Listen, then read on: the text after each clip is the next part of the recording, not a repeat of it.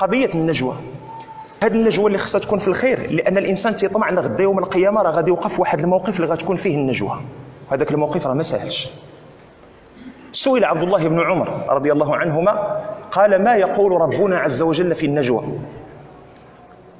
فقال رضي الله عنه وأرضاه: قال: سمعت رسول الله صلى الله عليه وسلم يقول، وحل لي هذاك القليب مزيان ودخل لي هذه المعاني اللي غتجي في هذا الحديث هذا، وحط راسك في هذاك الموقف وشوف انا وياك واش حنا قد هذاك الموقف ولا لا.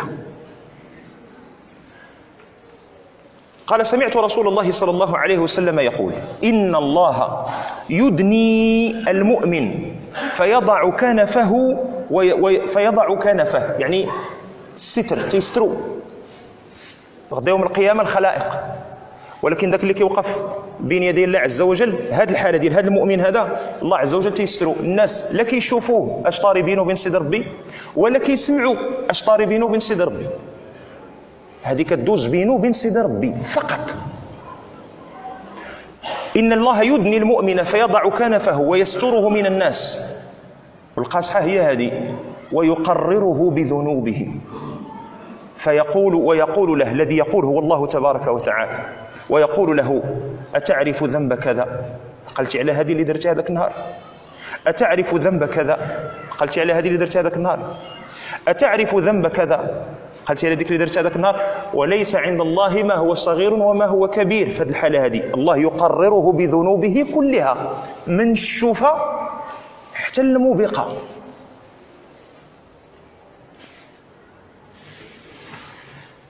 حتى إذا قرره بذنوبه ورأى في نفسه، أي المؤمن رأى في نفسه أنه قد هلك، قال: فإني قد سترتها عليك في الدنيا وأنا أغفرها لك اليوم. ثم يعطى كتاب حسناته.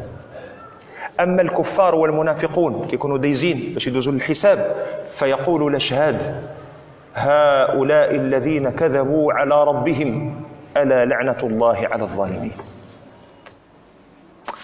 الله يرزقنا وياكم الرحمة والمغفرة، والله عز وجل يتجاوز عنا. هذه كلها أمور يعني طيبة مزيان، لكن اللي كتهمني أنا: أتستطيع أن تقف بين يدي الله عز وجل في ذيك الوقفة عندما يبدأ الحق سبحانه وتعالى في تقريرك بذنوبك؟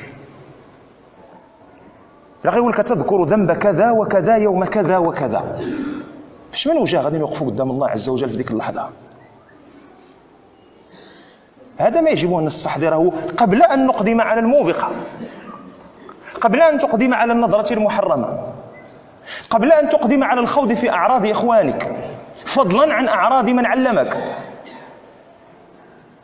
قبل أن تقدم على عقوق والديك، قبل أن تقدم على طرد أبيك من بيتك ووضعه في دار العجزة لأن امرأتك لم تعد تستحمله وتتحمله،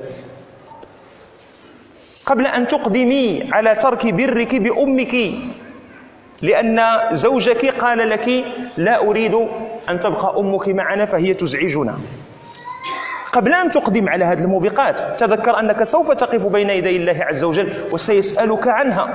إنما كنقولش لك القضية العاقبة، الله عز وجل يغفر ويرحم لمن شاء، حنا ما ضامنينش فين غنكونوا حنا، لكن في ذاك الموقف ديال الله عز وجل عندما يقررك هذيك اللهم اغفر لنا وارحمنا وعافنا واعف عنا، تجاوز عنا، استرنا ولا تفضحنا، اكرمنا ولا تهنا، وفقنا بفضلك لما تحبه وترضاه، واغفر بفضلك لجميع المسلمين والمسلمات، المؤمنين والمؤمنات الأحياء منهم والأموات. وصلي اللهم على محمد وعلى آله وصحبه أجمعين، والحمد لله رب العالمين.